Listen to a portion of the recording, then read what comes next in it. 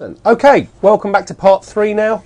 The question 7 came in from a gentleman, says, please could Philip, Gavin and Tom analyse yesterday's E-mini S&P and NASDAQ in multiple timeframes. I watched Gavin try to trade a top, yes I do remember that, and then he explained that he was looking for a no supply test in a rising market to go long. That's exactly what happened, but the market whipsawed for 4 hours before the move. So how can we time our entries so we can catch the moves? Right, a very good question. We'll start off by looking at the E-mini, and we're going to start off by looking, initially I think we'll go for the 15-minute chart because that was the one that I was using. Now Philip, this was a very interesting market yesterday. We can clearly see it was an uptrend. But as you're trading it live, of course, you don't have the benefit of all those beautiful bars that show exactly what it was going to do and make a nice new top there. Now, the gentleman that sent this in saw me trading 11.31 here, and actually trying to take the pick a top here and actually go short. And in fact, it stopped me out. I believe it was that bar there. Now, what then happened was I said I was looking for a test in a rising market because we actually seem to appear to be having a lot of strength. And on the 5-minute chart, which we'll look at shortly, we never ever broke down the top of that supply line that you see at the top at 11.31.60. In fact, someone just corrected me. It was in here. I was trying to trade the short, that's right, and then this bar here took me out, that is correct. And then it pushed up and it just kept going, and I said in the afternoon, or later on, because I'm obviously in England, it would have been in the evening, I'm looking for no supply or a test in a rising market, which we get here. And then the market churned for some time, although every time it kept coming back down, it was on very, very low volume. Philip, what do you make of that chart? I mean, it was... I can understand what this gentleman meant was that, you know, it churned around for hours in here in a tight 2-3 point range, and it was almost like it was untradeable, but it then broke out up to here through this old supply area to the left. Now all these bars, what's very interesting on the 15, very narrow ranges, very tight ranges, and very low volume. Now if you see that on any time frame, what's your analysis of that chart? What do you make of it? Right, well, first thing I say is obviously you're in an uptrend. Yeah, which we now know, but we didn't know that yesterday in here. Yeah. So, but if you go back further than that, you're in a constant uptrend. Because I wasn't watching this yesterday, but I was watching the FTSE live yesterday, and that's a similar situation. So you note that there's no red diamonds, is what you're saying. It just continues to trend up, even in the Globex. Uptrend. Yeah. What we have to do is look at those up bars on high volume and say, are they enough to actually stop that uptrend?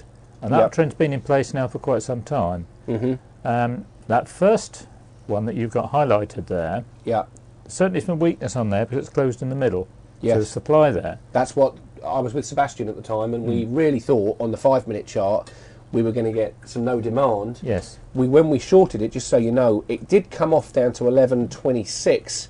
Our target was 11.25, and we let it run, think it was coming, and it poked back up. I thought, oh, it's an upthrust, and no. Unfortunately, we saw the buying in, and then Tom said we should have exited, which, in fact, we got stopped out. But there is a but, I would say, on that up bar because it has broken up above the area to the left, so there's obviously absorption volume in there too. Now, after that, you've got the down bar which you're highlighting. There's clearly some strength in there because it's pushed down, and they're prepared to support it. The thing is, it's never broken the low of that high volume bar. I know. That's the one I would highlight. Yeah, and Tom Frank just said this was on non-farm payroll, of course, so we were waiting for the reaction to that because the news was quite positive. It was on good news. You expect the market to come off, and in fact, because of the uptrend behind it, they didn't mark it down. They were bullish. No, they pushed the equity market up on that, and the bond market fell off very sharply. Yeah, and the pound rallied as well. So yes. So okay, so we see this bar here. So we've seen what looks like real serious weakness. Yes. Now we're comparing it behind us because you've got very high volume there. The next bar closes up, which was because it didn't close lower. Now at that point, I remember saying to Seb, that's unusual. You'd expect the next bar to close down with all that if that's a lot of selling there. Yes. So looking at this bar here, it doesn't produce a signal. Is that because the next bar is up? Yes. Yep. Yeah. So you see there's no confirmation there. No. So, but I'd already on the smaller time frame decided to take a trade. Now here we come back down. It's a very narrow spread bar. It closes lower than the bar behind it, but now I've got no volume, and it's almost closed level with the supply bar. Now that to me was a warning sign that my trade might not be working as I hoped. What do you think of that? Looks like a little bit of no demand on that bar. It's quite a difficult one to read, actually, because there's a little bit of both in there, and you've got to be very careful of those. Yeah. But that's why the market then came off. But if they were bearish, they wouldn't have bought it back 2 bars later. Right, that's the bit I want to talk about. This bar here was the bit that now this is very important when you're taking a trade. When you take a trade and you see something, I was doing something that I don't usually do. I was trading against the trend, and it was an experiment. We did make that clear, by the way, in the VSA Club. I think you heard that, Philip. I was very clear. We're experimenting with real money. I mean, we don't want to experiment. The reason we're doing that because there's an emotion attached to the trade, and I want to see how that affected me. And interestingly enough, a counter principle came in, and suddenly I've got very serious buying on that 15-minute chart. And if we went down to the 5-minute chart on the ES at the time, it looks slightly different. In fact, I think it was this bar here that was actually confirmed. So we had some stopping volume there at that old level, which was my trigger, and suddenly, bang, it stopped the down move. Now, what I should have done, and Tom basically rapped me for this, is he said, well, look, you took a position, you were trying to tell the market it has to go down because you were short. Which, interestingly enough, I didn't think about it at the time, but having analysed the trade, I actually was looking at that and saying, oh, they're just holding it up, and I was trying to argue with Tom that this market was going to come off. Yes. Because and I should know better. And yet here, there was clear stopping volume, and I decided to let the trade run. We got stopped out, but then I said, in the afternoon, if we break certain levels, we're going to be looking for either a test in a rising market or stopping volume or no supply. And on the 15-minute, we actually there's a lovely test here that was confirmed on the 15 as well. But this was much more meeting my trading criteria to go long because the trend was up. We had very few red diamonds for the whole day. And I know Tom talked about these diamond trending system, but when you see on 3 time frames, and if you use on the E-minis, the futures, a 5-minute, and then a 7 and a 15, if they're all lining up, which they were, you really, really shouldn't have been short there, even though I took a short trade. But in the afternoon, we did actually get back into the market, and here was actually the entry on these 2 bars and this bar here. But those 3 bars were the key, because you'll note here, if we drew a line here, you notice that the volume, as the price levels and it almost condenses the bar, this little down bar here is on very low volume, and then finally we get here a lovely little bar after we've seen no supply, which is almost the same as a test in a rising market. Is there a real difference between the 2 signals? I mean, there's no supply means that the market has to go up really after no supply unless it fails, and the market held that. I mean, I didn't enter on that bar. I actually had my buy order just above here, okay, because I wanted to make sure the market took me in, and in fact that was the move that we caught. But then here and here was confirmation. They dip it back down, look, for more buying, next bar's up, and then dip it back down here, look, on a lovely little test bar. Now that is a test on a level bar, Philip. The tail is below. Do you want to just describe that bar there for us? Yeah, no, that's an ideal test. The point there is that it's pushed down, and then it's rebounded up, and the volume is low. Now, for the volume to be low when it was pushed down, there can't have been any selling there. Otherwise, it had fallen. Yeah. Exactly. So, and it's closed right on the high. So it's a really good example of a test in a rising market at that point, because you're starting to build your uptrend. Now, Matt V is saying, could this all along here? You have no selling pressure on the bars after you've seen supply. Yeah. Now that generally, you don't see it very often unless you're in a bull market, but that is usually the start of some sort of breakout trade. Yeah. And in fact, that's exactly what it did. It broke out to the upside. Now, if we look at the NASDAQ, which was the other chart that was requested, you'll see on the NASDAQ, if I move it forward to yesterday's action, it wasn't dissimilar, although the NASDAQ definitely led the rally from the get-go. It looks slightly different here on the NASDAQ, because here we didn't really, we got a couple of tests here on this bar here. We got here a bit of stopping volume on this bar here. You see, this is where we look at the opposite. It looked different to the E-mini S&P in that we had a high volume down bar in an uptrend. Now that was what we were talking about earlier, that you see this. The S&P was testing low volume, the Nasdaq pushed down on higher volume and found support. So now we can prove the theory. It's almost at the same time, look, around the 12:30, 1 o'clock, that high volume in a down bar with the next bar up in an uptrend is bullish. Yes, because what's happening is, as Tom has said many times, they don't want to lose control of the market when it's an uptrend. Yeah. And there are times when the professional groups will need to come in and actually support the market to make sure that doesn't happen. And that's what you're seeing there. Tom, we're just looking at, we're talking about the trading yesterday that we did, where we tried to pick the top. It kept going up because it was bullish, and you were quite right. I saw a countermanding signal where I'd been short. The market clearly showed some stopping volume on the way down, and then it tested. And you actually said to me, if I was short here, I'd have closed that. And I decided to let it run. I was with Sebastian. I got stopped out of the trade. Then you were quite right. You said, well, this looks bullish because of the test. Now, if we read your newsletter from last week, you were absolutely spot on about this market being bullish this week. Now, can you just talk to us a little bit about why, and at the end of today's session, you're going to do a quick preview for us of the week ahead. Why were you so sure that there was going to be some sort of bull or some sort of bullishness this week? Whenever you see these daily charts testing, there was a very clear test on Friday, not last Friday, last Friday, and there was another test on the Monday. You can see where the market went down, rallied back up, closed near the highs. Admittedly, the volume's not all that clear on the S&P, but it was two tests, one Friday, one Monday. When you see that, you're going to expect higher prices. And if you ever see the markets testing, you must assume that the market's going to go up. And that's why I said it was bullish. There was just a little bit of hesitation there for the previous few bars, a little bit of weakness there, a little bit narrow spreads, a little bit of what looked like a little bit of no demand. But you slap bang in the middle of a trading range, markets run longer than you think they will, and sure enough, if we remember yesterday, there was actually a signal appeared just before the move up. Yep. A big move up. Yeah, so you're really convinced on the daily chart that test, I'm just trying to find it for everybody just to have a look. There was, here we go, now we can see the line that I've drawn here. Now here, this is a down bar, it closes lower than the bar behind it, so the close 11.0350, it's 11.0225. The volume's pretty low, as you can see, the software gets that one right. Okay, this is on the 25th of February.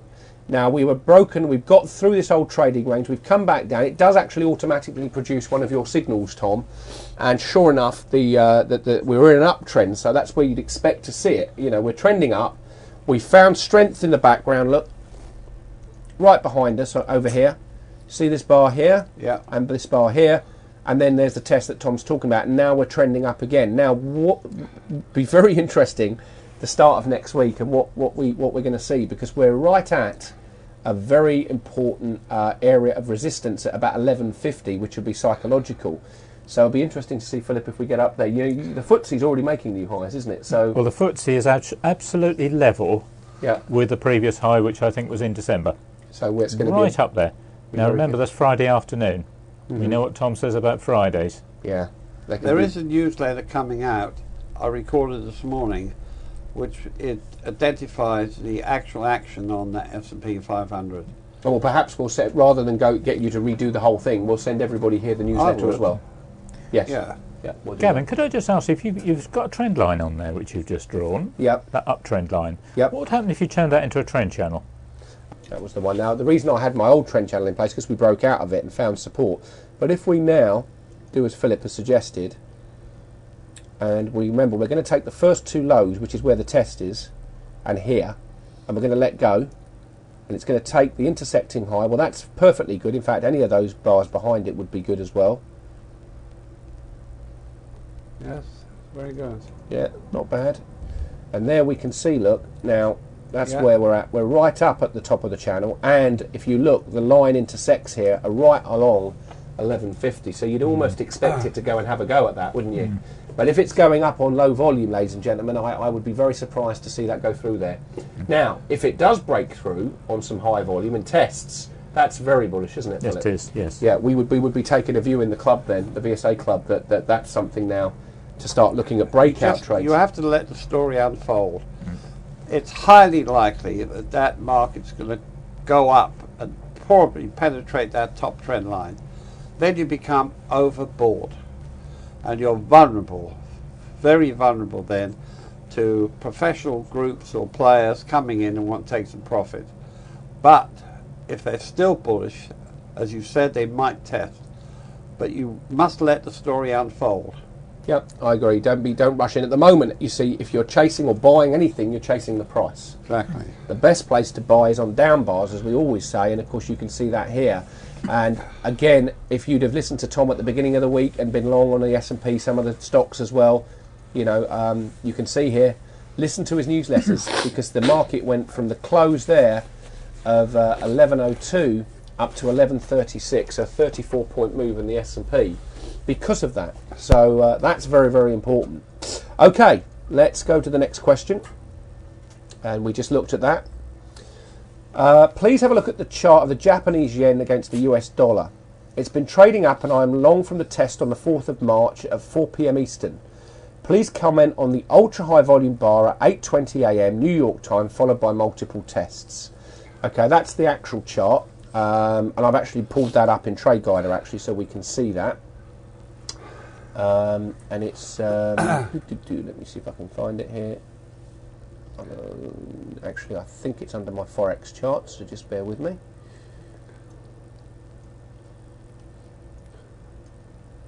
I think it's that one, if I'm remembering rightly. Philip, I know you spotted this as well, so would you like to comment on that? So the gentleman has been long. Let me just have a look here. From the test on the 4th of March at 4 p.m. So that's the 4th of March at 4 p.m. It's probably going to be somewhere around here. At 4 p.m. That's 3 p.m. and that must be New York time. So that would be Chicago time. Okay, so that one there. Okay, and so there's a test. We're in a rising market, definitely. I think he said he's still long, but then that happens. What's your thoughts? Well, I'm not very experienced on these currencies, but I have just recently taken the currency data feed because I want to learn more about these. Mm-hmm. And I was looking at this Japanese yen, and it seems to me that this market seems to spend a long while in a sideways movement, and then suddenly it shoots up really violently. Mm-hmm. And that seems to be a pattern which is developing in this. I've noticed this over the last few weeks. And you have got an up bar, the one that you're highlighting there on the chart is a really ultra high volume bar.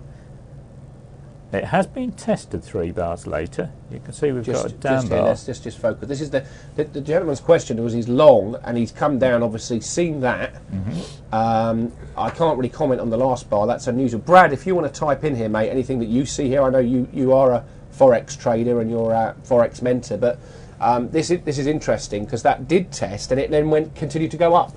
And usually on that sort of action you'd expect the market to come off, which is why we see ultra high volume. George says he traded the daily on the yen in it, and the daily chart offered some clues. I don't have the daily bars up on this. I don't have end of day on this computer, but certainly that would be interesting. Now, Philip, that last bar, it sort of just drops off. Mind you, you can't really do much with those last bars, can you? No, it's very thin trading at the end there. They could be just trying to manipulate that. Yeah, so really here... I'm looking at the reaction after actually, that ultra-high volume. I don't know, Brad's actually... Brad, have you got a microphone? I don't know if you... Well, actually, you can't pick up the mic, can you, for Brad? No, unfortunately, we can't hear you. But just show the daily quickly. If I switch my camera off and you take the presenter just for a cut... I just want to have a quick look at the daily. I don't have it. But if you take the presenter, Brad, and just put the daily chart on so I can have a quick look at it, that would be helpful. So if Brad's able to, we'll see if he can post up the daily chart for us all to see. We're looking at the 20-minute time frame for those of you that want to know. It's a 20-minute chart. And if Brad is able to, we'll put that up. If not, I mean, my view of that chart there is you've got what clearly looks like some weakness appearing, but then it immediately there's no sellers below it, which is very, very interesting. There must be no demand after. Yeah, I'm looking after that test. You've got 2 bars which are still quite high volume, immediately after that first test. Here and here. Oh, Yeah, here. and that's followed by that bar you just highlighted, which is up. There's a little this upthrust bar. there, and then no demand. So basically, over the top, it does look like it's starting to come off, and then I mean on this bar here, again you've got test. So really, it's almost multiple tests all the way along the top. And here. Now I think if this mushrooms back over and comes back down back into this area, if it were me trading that right now and I were long and it was at the active market, I would be looking very carefully because it surely will come back down into the body of that bar and have a look at it, won't it? I would have thought so, because we're fortunate actually, because there's the live bar at the end that's and we're not trading. If you follow that line across, which marks the low of that last bar, it's actually broken below those two higher volume bars which I just talked about. Absolutely. You mean this? Those just out. to be clear, you mean these bars here? Those two there, yes. It's taken it out, hasn't it? It's taken the lows of those bars out. Yeah. So there must be some weakness in there. Obviously, there's that up bar. There was supply on there. Yeah. That first up bar and the really ultra high volume that's put the signal on, the red signal. There must be supply on there. It was just a question of watching the market afterwards and seeing whether there was enough supply in there to actually stop the move. Yeah. No, I would be watching this one closely on. If you're trading this, watch this very closely on Sunday night. Definitely.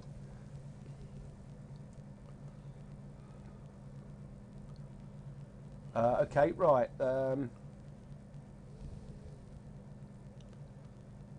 All right, Brad. Don't worry about it because I don't think we'll be able to pick it up anyway. But I think that with the principle with it, I see what you're saying, Brad. He's coming not as a presenter. Right, I've got you. Don't worry about it, Brad. No problem, because we're a bit short. We want to try and get finished here in about an hour. We've got more to go. So, Gavin, I noticed that you and some other traders in the room use odd number time frames as compared with the customary 5, 10, 15, etc. Do the odd time frames offer an edge of some kind? Not really. I don't find that.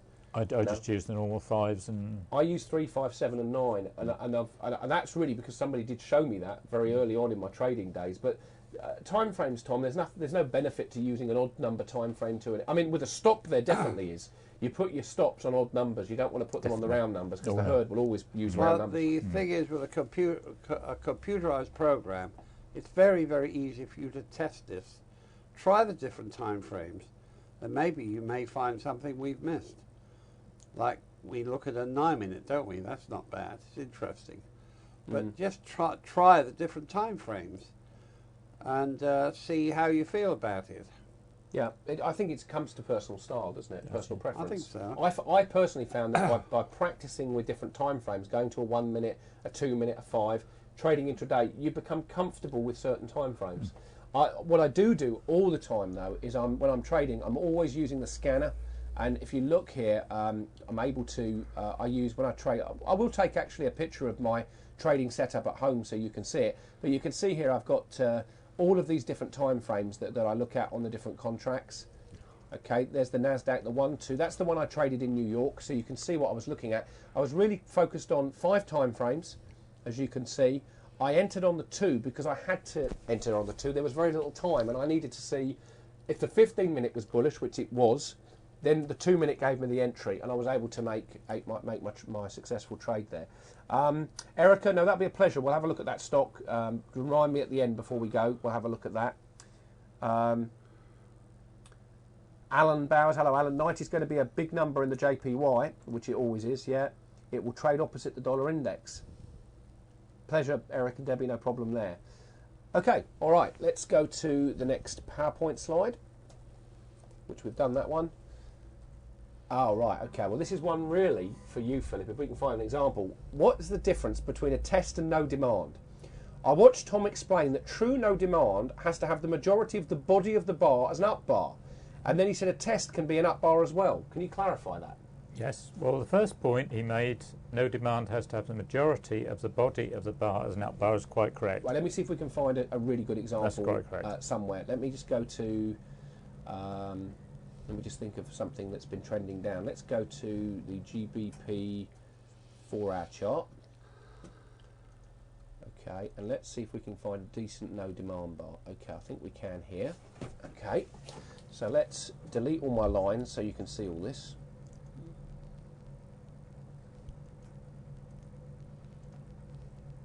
Okay, and let's see if we can now blow that up to 20 bars and move backwards. Okay, now there's something about no demand. Okay, now we're going to talk about the body of the bar. Okay, now the body of the bar is the high-low of the bar. Okay, now this, Philip, is genuine no demand, isn't it? It's in the right place. It is. And the bar itself, if we look at the body of the bar behind it, if you look at the closing price, it hardly comes down below the closing price of the bar. That's correct. Yes. Okay. Now, no demand for a short entry has to be in a downtrend. Yes. Yes. Has to be in a Yes. downtrend. Now, I know we can pick the tops with these no demands, but that to me is dangerous. Very dangerous. But Yes. that is no demand. Now, what do we notice about the body of the bar, Philip? What's important about that? Right. The majority of the body of the bar on that particular example is higher than the close of the previous bar. Okay, That's the critical point. Okay, let me just mark this on here for everybody. Yep. So when we talk about the body of the bar, It's the range or the spread of the yeah, bar. I'm just going to put a black line on it, on the top, and then on the bottom here, I'm going to put a nice black line on that.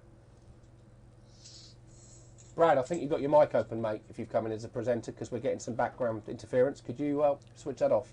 Cheers, mate. Yeah, I think there was a bit of background interference there. Okay, so there's the high and the low, okay, of the bar. So that's the body of the bar. That's what we call it, correct? Yes. Yes. Okay, now the body of the bar is above the body of the bar behind it, okay? And we're That's right. really interested in the closing price of that body. Yes. That's the key to it. Yes. Forget the top on this bit. It's where it closes and it starts to form. You can allow a little bit into here. Okay, let me just Brad, don't worry about that, mate. Thanks for that. We're gonna sort of move on a little bit because of time. So thanks anyway, though. I appreciate your help, mate. Appreciate it. Brad's in Australia, and he did say if we wanted to look at that daily chart, we could do, but we've got quite a few more charts to get through here. Notice here the body of the bar starts to form on the close of the previous bar. It ticks up, ticks up, ticks up. Nice narrow spread. Why is the narrow range or spread, Philip, important here? Well, the narrow spread shows that there's, first of all, you've got to look at the narrow spread in connection with the low volume. You've got to take the two together. What it's showing you is when it tries to push up, there's very, very little interest in the upside of the market. Yep. The low volume tells you that. Mm-hmm. But no demand doesn't have to be on a narrow spread, but it's better. Yeah, I would agree. Yeah. You do see wide spreads, You but do narrow is sometimes, better. but narrow is better because simply there's just no interest in the upsides that tries to push up. No interest at all. Mm-hmm. And what about the next bar? Is that important to no demand? Next bar must be down to confirm no demand. Okay, so if you're placing an order on no demand, you don't actually place the order on the no demand bar. You wait for the next bar to tick through it, and I usually put my order. You see where it says 5418? That would be where my sell order is placed because I've seen no demand, but it's confirmed by the bar that starts to tick below it, and then it takes me into my position.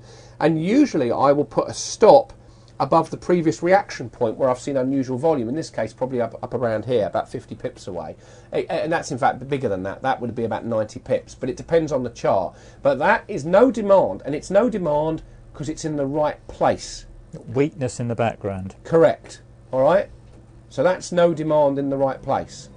Let's just see if that answers the question for that gentleman. Now, on a test, Philip, you do get tests that look like they're no demand, but the body of the bar, in fact, we saw that on the previous, if you look at the previous charts that we looked at, where we looked at tests, you do have the body of the bar ticking down. In fact, Yes. let me just refresh their memories here. I think it was on the mini S&P, I believe, and I think it was that one there. Now there, the close is level with the previous bar, the body is lower, but some people look at that and they say, well, it's almost a level close, that's no demand, because the volume's less than the previous two bar, but it's not, is it? No, it's not, no, because it's tried to push down below the close of the previous bar, and it's come back to close on the high. Now, if that closes a slight up bar, that would still be a test, Yep. provided most of the range of that bar was below the close of the previous bar. Right, can you repeat that, because that's Yes. very important, slowly and concisely, so people get this. If that bar had actually closed as an up bar, that test bar, Higher than the bar behind it. higher than the bar behind it, That's still a test, provided that most of the spread or the range of the test bar is below the close of the bar before it. Perfect. And the next bar then closes up, confirms That confirms it. So it yes. couldn't be no demand. Mm. No demand, you would expect the price to close lower, but it Exactly. couldn't be. Or a failed test if it was failing. So there we are. Let's just see if that answers the question. Good. Excellent. Okay, good. If there's any questions on tests, now is your time. I think we've pretty much covered that a lot last week as well. Yes. I didn't get. We did have only one or two questions there. People weren't sure about that specific thing about the up bar. I think sometimes people take things a little bit too literally. Well, I did. When I was learning this, I did the same. Yeah, and you've got to sort of broaden your horizons a bit and Yes. say, look, not every bar is going to be exactly that. No. And I had the same trouble. You've got to understand it's a language that you're learning, and sometimes there are going to be things that don't look exactly like they should do, but you are experienced enough to say, yeah, no, that's a test. Yes. And it comes in time, doesn't it, Philip? It does. Philip, please can Philip explain how he selects his longer term investments and what criteria he uses to stay with the trade? How long have we got? You've got 2 minutes. No, I mean, however long it takes you to. I mean, look, No, I realise that an interesting situation here. I mean, you could spend 2 hours on a seminar on that one, and I'm Easily, sure in the yes, VSA yes. club on your stock when you're doing your stock event, you will. But for the purposes here, you have some criteria, perhaps 5 minutes on that, and what you look for. Well, the first thing I'd say is I do look at fundamentals, but I'm looking at fundamentals if I'm buying something for really long term, because I think that's important. There are one or two things that you do need to look at, one of which is if you're picking a stock, you need to have a stock which has got good management. Now that's very difficult to judge, but you're looking at a company which doesn't consistently disappoint on figures, for example, and come out with figures less than expected. That's one of the things. Another thing I look for is a company which has good cash flow. That's very important. I'm not so interested in profits that company makes. I'm more interested to make sure that those profits are actually converted into cash, because that's important. Because if a company can make profits, but is not converting it into cash, there's no advantage in that company. I'll give you an example. If you're looking at a company which is apparently making good profits, and its sales, say, are static, but its stock keeps going up that it holds and its debtors keep going up, it's bad management, and you don't really want to be looking at companies like that. Third thing I look at really is probably borrowings. If a company's got very high borrowings, I personally tend to not be interested in that company.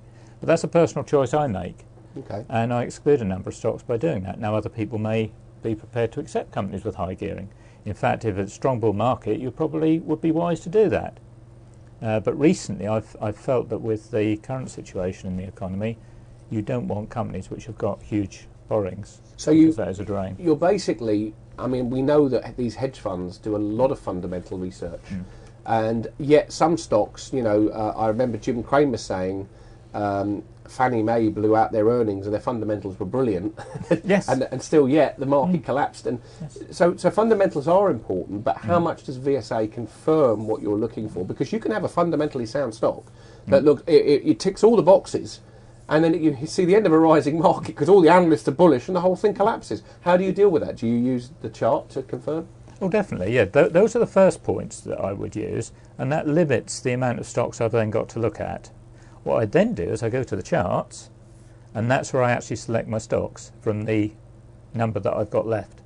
And what I'm really looking at is two things. I'm looking either at the company which has had a downtrend and we see accumulation taking place. Now, I don't necessarily buy straight away. I'm looking for that accumulation then to be tested. And then I'm looking, hopefully, for that stock to turn into a rising trend, and ideally buying a testing a rising market, because then I've got low risk entry point. Sometimes I may decide to buy, if I'm prepared to sit on a stock, I may be prepared sometimes to buy a test into the area of the accumulation, which I know is early. And in trading you probably wouldn't do that. But providing you put your stop in the right place, you can sit it out and wait. And if it's a little bit different sometimes with a stock to trading, because with a stock, if you've got a good income on it, pays a good dividend, you can afford to sit on it, providing it brings in a good return. Providing it's not tying up money that you could invest elsewhere at a better return, you're prepared to sit on that. And other stocks, if they're going up, I'm particularly looking to see stocks that are outperforming the index. Now, just explain that for a second. Outperforming the index. Right. There's two things you look at there. First of all, you've got an individual stock. And the next thing you go up to is what we call the sector index. And then we go up to what we call the parent index. So we've got the individual stock, and that individual stock will form part of a sector. So can you give us an example? Example, if we took, say, Bank of America in the UK, in the US, that would be part of the banking sector. Right, that makes sense. So you'd look at the banking sector index. And then from there you go up to the parent index, which Bank of America, I think, is a member of the Dow, or say the S&P. Yep. So you'd look at the S&P. Ideally, what you're looking at is you want the parent index to be going up. That's the first thing. You want the sector index to be going up, and ideally outperforming the parent index. And thirdly, you want to pick the best stocks within the sector index. Now, ironically, the Trade Guide or End of Day programme does all this for you. It does. We don't really talk much about it. No, we don't. And that's so you're something going we to need focus to a lot on that. do. So what you're saying then, to select a good stock, you trade in harmony with the parent index. Yes. If it's down, I assume you look for weaker stocks because they're Yes. going to fall further. If it's strong, you're going to look for stocks that are outperforming the sector Yes. and the index as And well. the index, yes. So, and this is very much how I look at things. If you look at the banking sector through 2009, it most definitely, from February onwards, led the market. It did, yes. It was the strongest sector because the scanner picked that up in January. And the strongest stock within it was Goldman Sachs and JP Morgan, Yes, funny enough. yes. Those were the two stronger ones, which I've been talking to them and crowing about those and telling people to recommending those stocks. But then, of course, they started now to fall first, which they would, because professionals bought them early. Well, the other thing you've got to remember with the stock market is you get what's called sector rotation, Yeah, we talked about that briefly. Yeah. which is where a sector, having been bought and gone up quite a long way, the professionals may decide that they want to take a rest from that stock, or they think it's gone up as far as it's going to for now, so they sell and they take their profits in that stock and perhaps go for something else that's not gone up very much at that stage, and they rotate into that stock for an advance in that stock. Right. So anybody basically sitting listening to this presentation, if they're stock traders, Tom, could I just ask you, if I may, we're talking about the scanner. I know you're very, very proud of the End of Day programme and you developed the scanner there. How important is it to pick a stock that's acting stronger than the index if it's rallying? Well, it's very important because, again, we only teach simple logic. And the logic is this, that these companies, they have all these, I should say, sorry, the syndicates and professional traders, they will send people out, as Philip just mentioned, to look at their books and to make inquiries about anything that's happening. They will know all about those stocks. Well, that's fine.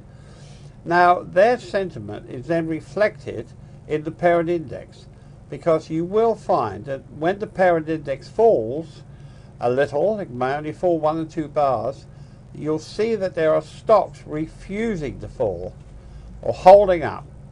That means that the professional interest must be thinking they're bullish. But those that fall greater or weaker are those weaker stocks that professional money is not really interested in. So in the bull market, you need to be interested in those stocks that are acting stronger than the index. And if you see any testing or anything bullish, those are stocks you need to go into. And the opposite, if it's a bear market, you really want to short things there, that you don't want to be long in a bear market, so you buy put options or whatever on stocks that are maybe falling faster than the parent is. Yes, you can do that. That's another trading skill. Options, we have people making money with options, but what I would say with options, those people that seem to make money are not in them all that long. No. 4 days, Yeah. they're out. Well, Matt V actually said earlier on you can make money with options. You don't have to be in them till the end. But the many do expire, that's true. But you probably, in fact, the most successful options traders I've met are only in there for 6 or 7 days sometimes, That's not right. a long time Less at than all. that even. And they get rid of them and they make money that way, definitely. Erica was asking, do we have a scanner for real time? Absolutely. It works differently than the end of day scanner, but it's scanning for different things. It's looking for unusual volume activity, And the scanner, I don't know, Erica, whether you've got the software, but the real-time scanner is looking for unusual volume. It looks for signals, and it scans multiple time frames. Absolutely, we have a scanner, definitely. Okay, I think that was good. And you're going to be doing a seminar, aren't you? And you're going to go into a lot more detail in this. I am. There's many more things I could say. Within the chart reading masterclass, it's a subject all on its own, chart reading. Yes. But then selecting stocks is we did actually used to have a seminar called How to Pick Stocks That Are Ready to Move, and we'll do another one, I'm sure, to complement that. Question, I think, for you, Philip. I brought UK stock British Airways on the 6th of February 2009 when I saw climactic action followed by a 2-bar reversal. I have followed the weekly diamond trending system, which I use, and I'm still long. At what point should I be thinking about exiting, and was my analysis correct? And this is from a lady. And it was British Airways. I think I brought that up. It's BAY, I think. And I thought, BAY, yes. Yeah, let's just close some of these charts here that we don't need. Okay, and I think I must have it under my UK stocks. BAY. Okay, and we'll do the weekly chart, which is here. Okay, and the question, let me just repeat it. I brought British Airways on the 6th of February. So that's going to be somewhere around here, I think. January, March, 27th, 6th of February. There you are, Philip. Oh, that's very good entry, if you ask me. There's a better one further up, but there we go. So we've got... I can see exactly why she bought that. Yes, so can I. That's very, very, very, very good. I mean, if you brought that there without waiting for the test here... Which would have been better. I mean, you're probably under a bit of pressure there, thinking, but if you put the stop, I'm sure that's where the stop would be, somewhere under there. You didn't enclose your stop, but that's the buy there, Philip. Now, do you want to explain why? Because it's in a downtrend there. That's pretty aggressive, but obviously now you can see that if you brought, I think she said the entry was around 139 or something, or 140. It's gone up to 228. That's a very good trade. It is. Do you want to just talk through that one, Philip? That's pretty good. Well, first of all, she's got clear climactic action, where Gavin is just highlighting, which is confirmed by the next bar. Yeah. Which is confirmed by the next bar. And actually, if you look, you've got the bottom reversal, which is where the entry was taken. Here. And the first bar of the bottom reversal is a down bar, and it's back into that area on lower volume. Now, it's not a clear test by any means, but volume is lower, so at least some of that supply has disappeared, which is a good reason, perhaps. And also, that bottom reversal's got the low of the second bar lower than the low of the first bar. When it closes up there, yeah. Closes up on the high. So, yeah, I can see exactly why that was taken, and that comes back to what I was saying, that with a stock. Actually, I don't think this one pays dividends, so that counteracts what I was going to say. Well, no, but even here, look, I mean, you get beautiful principle here. You've got the climactic action on very high volume. You've got your 2-bar reversal, so now the volume is less than this climactic, so that's a good sign. But then to confirm it, they bring it back down, and that's got to be no supply. Exactly. There that's it is. A lovely example. That's congratulations. You know who you are. That is a very, very good stock. And Tom, I think there your principles there. Spot on. If you can see that on the weekly chart, and look how long that took to materialise before it did rebound up. And there's been so much bad news at that time. Oh yeah, huge. Oh, it's terrible. BA went out of business, all of this, and then they made terrible losses. And yet the stock, it does go to show you a little bit. If I was doing fundamentals on British Airways, and I'm a member of I'm a gold card holder, I travel with them all over the place, and you know, I love the airline. Don't get me wrong, but I have to say their stock was stinking for a long time. But when I actually went and looked closely at that, it does go to show you they're buying it on the bad news. You're obviously supporting the airline. Well, obviously, yeah. So there we go. Matt V was asking here, basically, is there an advantage to looking for stocks that decline less than the parent than for those that rise faster than the parent during a rally? Well, if a stock is declining less than the parent, then that stock must be bullish. I'd agree with that too. acting stronger. Oh, yes, it's acting stronger than the index. That's right. That's what you're looking for. All you're looking for is a sentiment of the professional money. All those stocks that make up index are traded by professional money, all of them. FTSE 100, the S&P 500, the Dow 30, they're all definitely traded, and that you'll see If a stock's acting weaker than the index, there's a good reason for that, and those are the ones in the bull market you want to keep away from. Yeah. Now, I was going to say on Monday I was watching the FTSE, and the FTSE I think was up something around 35, 40 points on Monday, which is nearly 1%. And if you look at the major fallers, I think the Prudential were down something like 11 or 12% on the day. That's an insurance company, correct? Yes, Yeah. That's the leading UK insurer. Several of the big banks were down very heavily. It was all tied up with Prudential's proposed takeover of AIG's Asian interests, I think. saw that, yeah. There were huge drops in the financial sector on Monday, and the index still went up. I noticed Now, that. that's interesting. If you look at the stocks that were up and down on that day, it's quite interesting to see how you've got that rotation. But of course, if they're bullish, they'll be buying those financial stocks Exactly. because They'll take advantage of that. Yes. Now, this particular question came from a crude oil trader who trades long-term crude oil, who saw the YouTube video I did last year. Remember that, Tom, in 2008? Yes. Where you said to me, well, that's not going to go up there. And I said, well, what should I do? Go on YouTube, you said, and tell everybody. And I got absolutely lambasted by all the people for weeks telling me didn't know what I was talking about, because T. Boone Pickett's and all these big analysts at Goldman Sachs were predicting $200 a barrel, and you and I were predicting $100 a barrel, and it went down to 30. Even we didn't predict that, but we did predict weakness. And as Tom said, it wasn't that we're clever or anything like that. We can read a chart. But this particular comment says, please give an opinion on crude oil. I saw a YouTube video when the top was marked, which is the one in 2008. Are we seeing a top now? And what is the long-term view of the experts? Okay, so let's go to the daily chart of the crude. Right. Well, the first thing I did was draw a trend channel, and we're in a strong uptrend. Okay, so the first thing I would say is no, I do not see a top here at the moment. And I've looked on the weekly, and I looked at the daily chart, and I can't see a top. And also, there's no real news about crude. It's just very slowly gone from 30 to 80 without anyone really noticing, apart from at the petrol pumps. Especially in the UK. Well, especially in the US, it was at $2.50. It's now nearly $4. But no one really notices when no one tells you. Because what they do every week, I've noticed, it goes up a couple of cents. No one really notices. A couple of cents. No one really notices. It's not until there's mass panic, and it's at that point they sell it. So I don't see an end of a rising market. Let's go and have a look at the channel, because the trend channel is getting respected. But what happened here was actually quite interesting, which is why I focused on this. We fell out of our channel, Tom, and we came in this particular area oversold, and professional money are still bullish here, in my opinion, because there's a lot of buying on these bars here. Oh, yes. Okay, massive buying here. You've got again here. It's a support bar. It's not really a test bar, but you've got a test here. Look, okay, no supply.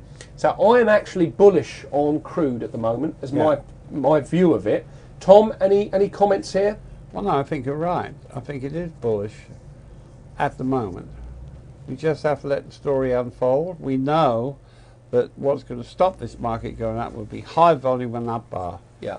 Massive volume coming in, but here I think the volumes, that is a down bar. That volume could easily be part of this down bar here. Yeah, there was some negative news that day about oil, which is why I looked at it. That's why they bought it. And what was good, it was into this old area to the left. Yes. So again, if you can spot these, and this is for I know you're going to trade intraday, you must use the end of day chart to decide what you're going to trade on intraday. Correct, Tom? Yes. And you and I have been picking that pretty well. Yeah. Because if you look at any shorts I took last week, I was under pressure. But every time I took a long trade, I made money. Because the market was going up. That's not rocket science, is it? You're swimming with the trend, the flow. Exactly. And if you can see these moments, I mean, again, you've got to look at the bigger picture. Notice that we always try to identify, this hit the bottom of my trend channel. When it fell out over here, I thought, oh, hold on a minute, this looks quite weak. But of course, if they're bullish, they're going to come back and buy more of the contracts. And that's why it's gone back up into the bottom area of my trend channel here. Okay, and I expected that you should see oil in the next week or two go to 85. Wouldn't be surprised at all. Wouldn't be surprised at all. Okay, we're doing okay for time. We've got another 10 minutes here to be on schedule. And I see a couple of questions. We've just looked at that chart. Next question. Is Australian stock MQG, this is for one of our Australian customers, there's many of you here. Is Australian stock MQG, Macquarie Group, which I believe is a bank, okay, in an accumulation or distribution phase? Is that you, Sheenan, that just private message, so I'm not sure if that is you because we've got so many people. Okay, hi Sheenan. Everything's going well here. We're just about to wrap up. Is Australian stock MQG Macquarie Group in an accumulation or distribution phase? Okay. Macquarie. Okay, let's put up 200 bars. Oh, this is fairly choppy old chart. Let's put 500 bars up. I would say it's in distribution. What do you think? Maybe we should look at a weekly chart. What's that? That's a good idea. Let's try and look at a weekly, because that sort of is pretty choppy. There's a lot of volume in there. Let's see if we can convert that to weekly. So we go MQG ASX, W. We'll see if we can just get a bigger time frame, and that will give us a better idea. I don't really think we've got a clear idea there on the daily. There's buying on that bar there for sure. I would say it's been accumulated, but I'll let Philip have a look at that. What do you think? I think there's some accumulation going on, and it started, by the looks of it, back here. It looks very similar to me to Goldman Sachs, but it's failed to rally. Goldman was back up to its old high. This has just gently gone up, and it's moving sideways. But I would say that's an accumulation. I don't know. Tom, what's your thought? Is this the end of the chart? Yeah. Well, certainly some buying here. But Yeah. this is waving down here. The distribution was up here. Yeah. Let me just show you what Tom's talking about here. For the gentleman concerned, we're saying that if you look at the big picture, there's your distribution phase right there. I'm sorry, I'm not very good at drawing with this pen, but there it is. It's like being back at school again. Look.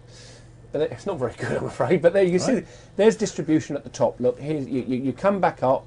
You've got high volume, got up thrust there. Look, and it just comes off. Now it keeps coming down. But watch this bar here. Now look at the contracts on that bar where I've got the vertical line. This is the bar here. So is this one here. Look, massive volume. Now it doesn't stop the market. It's very similar to Goldman Sachs, but we come down, and on this bar here, which is looks like where they're stopping, the volume is a lot less than that bar there, and that's a principle in its own right. Let's take the drawings off it for a second, and let's just put on here what happens. Now let's try and zoom in a bit. Okay, well the first thing you're going to want to do is put a trend channel on here, and it's difficult because I mean if I was to take the two first points of support, I'd probably take that one and that one. Philip, or would you go further out? It's difficult to draw a trend channel on that. Well, it's moving sideways. I mean, it's almost like you probably want to mark the bottom. I mean, this is a weekly chart, so it's weekly, so it's in a very tight sideways. Yeah, it's a very tight range. Let's put we'll put a bottom on it here, and then at the top here where it's definitely resisted there. You must always do this. It's very important This because looks if it wants to come off, doesn't it? What I can see of it. It certainly looks like it doesn't want to go much further here. No. I mean, it's coming off because of this. Wants to drift off by the look of it. Yeah, it certainly. If it takes out 45, I think this particular gentleman was looking to buy this. It's going to trade in harmony with the parent index. Yeah. And you need to study the parent index very, very careful. And as soon as weakness comes in the parent index, if this one drops, then you know it's actually weak on the index. But it looks as if it's rounding over. It looks as if it's in a slow downtrend. I would suggest too that is actually acting weaker than the index, because the Australian index has been following the other markets. Yeah, I think so. So there you go. There we are, sir. I would say at the moment, I certainly wouldn't be rushing to buy that stock. There's better ones. And it is actually moving sideways. Until it takes out $58 and the market continues to go up and tests that would be a better entry. But you do have, the good news is, you do have upside advantage to it. It's got an old high there of 99, so it's got a 50% move up if the market takes it. Do you agree, Philip? yes, Good. Okay. potentially yes. Alrighty, I think we're nearly there. We've got one more. Okay, now we have got one other chart that I promised Erica we'd look at here. Let me get rid of that one and that one.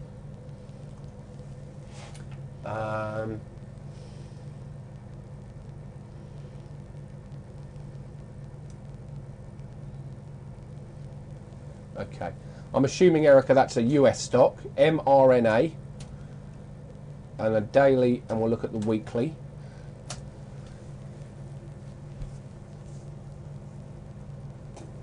Yep. Okay, well, we'll start with the weekly.